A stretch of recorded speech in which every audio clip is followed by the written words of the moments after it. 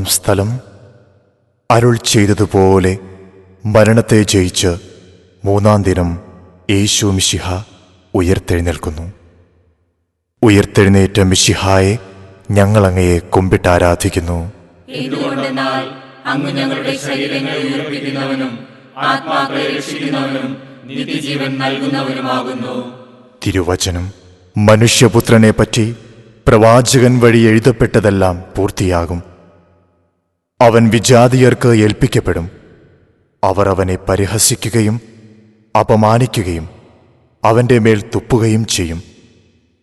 അവർ അവനെ പ്രഹരിക്കുകയും ക്രൂശിക്കുകയും വധിക്കുകയും ചെയ്യും. എന്നാൽ മൂന്നാം ദിവസം അവൻ ഉയർത്തെഴുന്നേൽക്കും.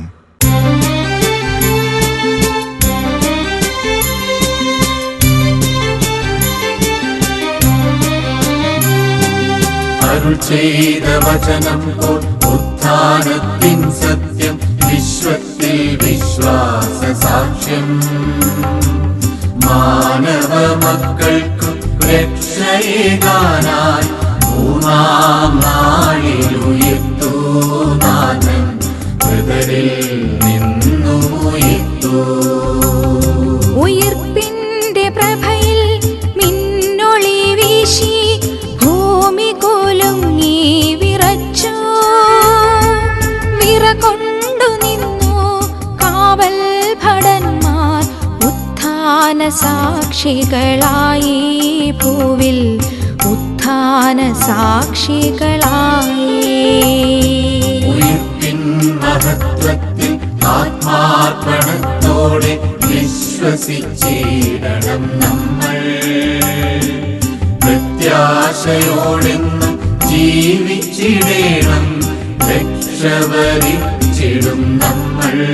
നാഥന്റെ കൂടെ വസിച്ചിടും നമ്മൾ. നമുക്ക് പ്രാർത്ഥിക്കാം.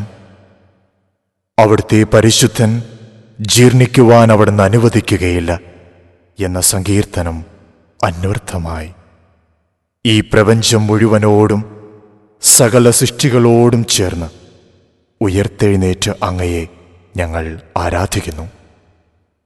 അങ്ങ് മാത്രമാണ് മരണശേഷം ഉയർത്തെഴുന്നേറ്റവൻ എന്ന് ഞങ്ങൾ അറിയുകയും വിശ്വസിക്കുകയും ചെയ്യുന്നു.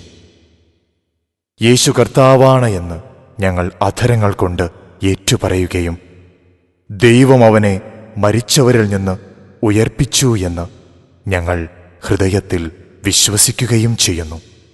കർത്താവിൻ്റെ നാമം വിളിച്ചപേക്ഷിക്കുന്ന എല്ലാവരും രക്ഷ പ്രാപിക്കും. മരണാനന്തര ജീവിതം മുന്നിൽ കണ്ടുകൊണ്ട് ഈ ലോകജീവിതത്തെ സുഹൃതസമ്പന്നമാക്കുവാൻ ഞങ്ങളെ അനുഗ്രഹിക്കണമേ. കർത്താവെ അനുഗ്രഹിക്കണമേ. മിശിഹായെ അനുഗ്രഹിക്കണമേ. പരിശുദ്ധ ദൈവമാതാവേ, ഉദ്ധിതനായ മിശിഹായുടെ മഹത്വത്തിൽ പങ്കുചേരുവാൻ ഞങ്ങൾക്ക് വേണ്ടി പ്രാർത്ഥിക്കണമേ.